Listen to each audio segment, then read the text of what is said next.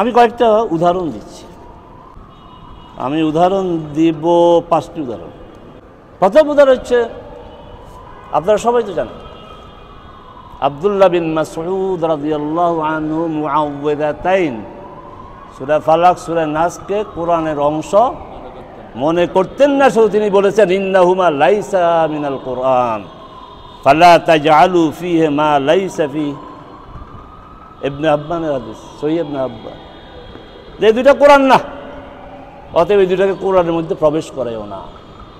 আব্দুল্লাহ ইবনে মাসউদ যদি হক হয়, তাহলে যারা আজকে বলতেছে যে অমুক অমুক হক, তাদেরকে বলবো কোরআন মজিদ থেকে দুইটা সূরা বাদ দেন। তাহলে আপনি এই দুটি সূরাকে কোরআন অংশ মনে করার অর্থই হচ্ছে আপনি আব্দুল্লাহ বিন মাসউদকে হক মনে করেন না। দ্বিতীয়, মিনা জোহর আসর এশা কসর করতে হবে।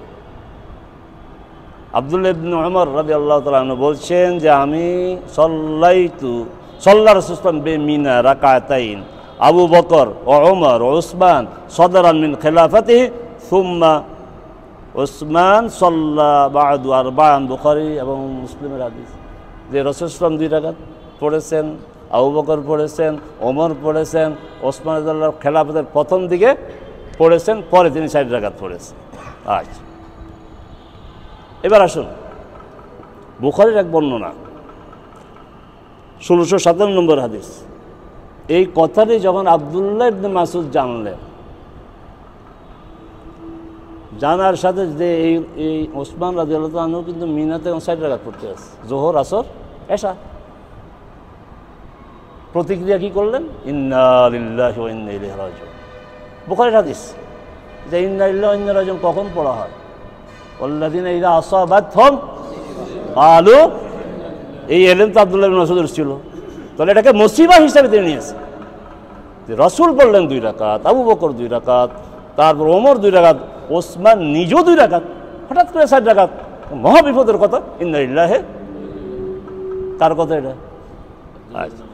এবং শুধু তাই না, তিনি বলছেন আরো ফায়া লাইতা হাজ্জি মিন আরবাইন রাকাতান মুতাকাব্বালাতান।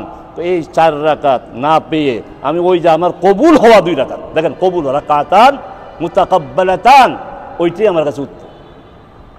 এই 4 রাকাতের থেকে ওই 2 রাকাতেই এখন কে হক? ওসমান রাদিয়াল্লাহু তাআলা আনহুকে মেনে 4 রাকাত, নাকি আব্দুল্লাহ বিন মাসউদ, আবু বকর, ওমর? রাসূল তো আপাতত বাদ দিয়ে, কারণ সাহাবীদের কথা আসতেছে, কোনটা গ্রহণ করবে? প্রশ্ন। একদিকে ওসমান, আরেকদিকে আব্দুল্লাহ বিন মাসউদ, আবু বকর। আর আব্দুল্লাহ বিন মাসউদ এটাকে একটা বিপদ মনে করছেন, বললেন যে শুনেই বললেন, আমি যখন হাদিস পড়ে আমার হাসি আসছে যে উনি সোজা বলে দিলেন বুখারী 1657 নম্বর হাদিস, ইন্না লিল্লাহি ওয়া ইন্না ইলাইহি রাজিউন। আমরা তো বিপদের কথা শুনলে এই কথাই বলি, ঠিক না? আমাদের কোনো ভাই যদি একটু ত্রুটি বিচ্যুতি করে, আমরা তখন একদম ভিতর থেকে চলে আসি, ইন্না লিল্লাহি ওয়া ইন্না ইলাইহি রাজিউন। মানে এটা কি শুনলাম, কি জানলাম, এটা তো হওয়ার কথা না। এই তো 3 নম্বর, গোসল ফরজ হলে পানি নেই, কি করতে হবে? তায়াম্মুম করতে হবে। এবার আসেন, আমার পরে নবী হলে কি হতো? ওমর রাদিয়াল্লাহু তাআলা এটা স্বীকার করেন না। এক ব্যক্তি এসে, বুখারীর হাদিস 346 347, কি বললেন? এক লোক এসে ওমর রাদিয়াল্লাহু তাআলা জিজ্ঞাসা করলেন যে আমি আসাবতু জুনুবান ওলা মাজিদ মা, তখন বলছে সালাত আদায় করবে না। আম্মার বিন ইয়াসির বলছেন, আমির আপনার কি মনে নাই এই ঘটনা ঘটছিল? তা আমি মাটিতে গড়াগড়ি করছি, আপনি নামাজ পড়েন নাই। রাসূল সাল্লাল্লাহু আলাইহি ওয়াসাল্লামের কাছে এসে বলার পর রাসূল বললেন, না, তোমার এই গড়াগড়ি দরকার ছিল না, ইয়াকফিকা হাযা, মাটি এইভাবে করে একদম প্র্যাকটিক্যাল এটা করলেও চলতো। ইত্তাকিল্লাহ ইয়া আম্মার, দিলে একটা ধমক লাগে, আল্লাহর ভয় কর আম্মার। ঘটনা ঘটছে, তখন আম্মার ভয় পেয়ে গেছে, আপনি এটা অপছন্দ করেন, আমি আর বলবো না। আপনি যদি এই কথাটা অপছন্দ করেন, এটা আমি বলবো। বুখারীর হাদিস। আচ্ছা, আব্দুল্লাহ বিন মাসউদ রাদিয়াল্লাহু তাআলা আনহুর একই কথা। যে এটা আবু দাউদে আছে, তিনি ওই মাসলাক যে গোসল ফরজ হইলে পানি না পাওয়া গেলে তায়াম্মুম না, যতক্ষণ পর্যন্ত পানি পাবে না সালাত আদায় করবে না।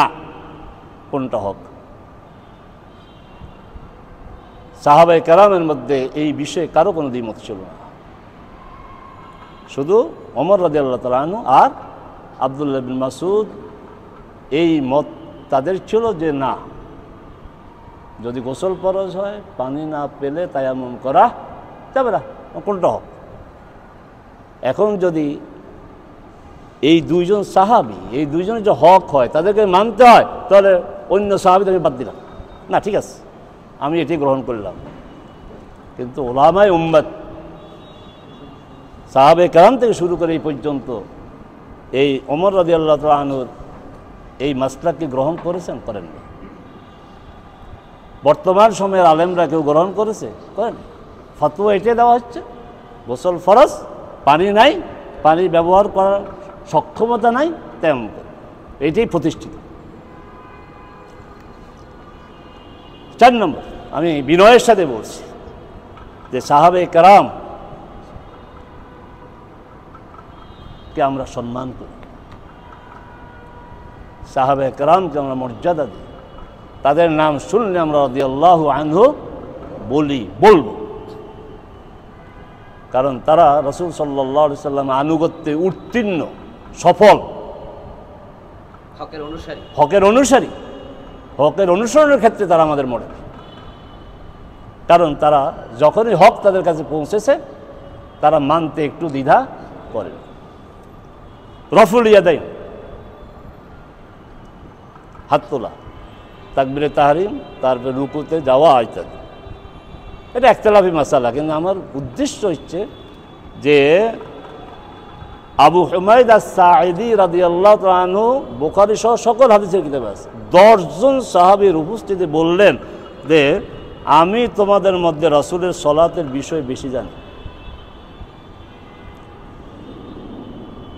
আনা আ'লামুকুম বিসালাতি রাসূলিল্লাহ। তখন উপস্থিত সবাই বলল ঠিক আছে, আপনি যখন বেশি জানেন একটু রাসূলের সালাতটা আমাদেরকে দেখান। যখন দেখাইল তখন সবাই বলল সাদাক্তা হাকাযা কানা রাসূলুল্লাহ সাল্লাল্লাহু আলাইহি ওয়াসাল্লাম ইসাল্লি, যে আবু হুমায়দ আস-সাঈদী আপনি ঠিক বলেছেন, এইভাবে রাসূল সালাত আদায় করছেন। কয়জন সাহাবী? 10 জন, এবং তিনি রফিয়া দেন করেছেন। বিপরীত দিকে আলকামা রাদিয়াল্লাহু তাআলা হাদিস আবু দাউদ, যে আব্দুল্লাহ বিন মাসউদ বলছেন আলা উসাল্লি বিকুম সালাত রাসূলিল্লাহ, আমি কি রাসূলের সালাত আদায় করে দেখাবো? ফাসাল্লা ফালাম ইয়ারফা ইদাইহি ইল্লা মাররা, একবার মাত্র তুলেছেন। কোনটা হক?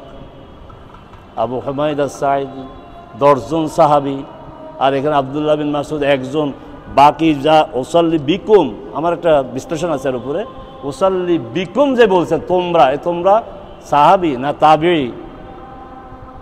তাবিঈ হইলে আদৌ কোনো সাহাবী ছিলেন অস্পষ্ট, এখানে পরিচয় নাই, তোমরা কারা কোনো পরিচয় নেই। সাহাবী হইতে পারে, নাও হতে পারে, তাবিঈ হতে পারে, বা তাবিঈ সাহাবী মিক্স হতে পারে, কিন্তু ওখানে একদম বাছাই করা 10 জন সাহাবী।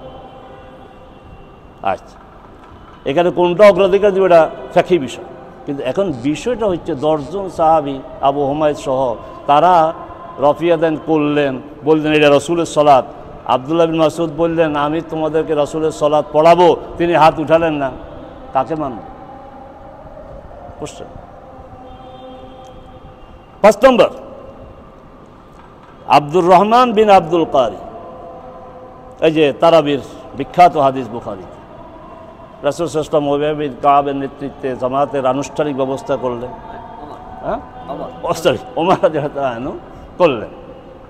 কয়েকদিন পর আবার তিনি ওই পথ দিয়ে যাচ্ছিলেন, এই দৃশ্যটা দেখে তার খুব ভালো লাগলো। প্রতিক্রিয়া কী করলেন? নি'মাল বিদআতু হাযি, এই বেদাত ওই বেদাত না, আমাদের ভাইয়েরা ওই বেদাতের পক্ষে দলিল নেই, এটা ওইটা না। তারপরে বললেন আল্লাতী ইয়ানামুন আনহা আফদাল মিনাল্লাতী ইয়াকুমুন। সকল হাদিসের ব্যাখ্যায় বলা হয়েছে ওমর বলতে চেয়েছেন এখন যারা সালাত আদায় করে এদের চেয়ে ওরা উত্তম যারা ঘুমায়। কি বুঝলেন?